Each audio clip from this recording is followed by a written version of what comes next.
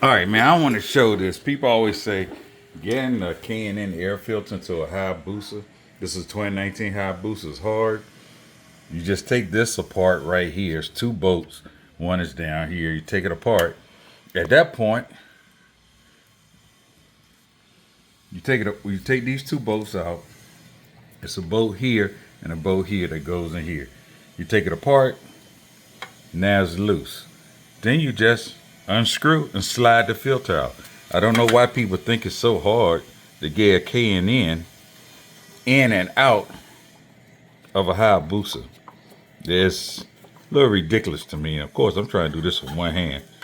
So, come on. Just screwing it off.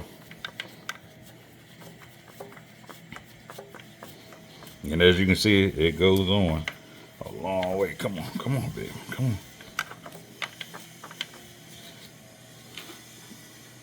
Trying to wipe my hands off. Should have held this with my left hand. I'm going to try to do it. Yeah, there you go.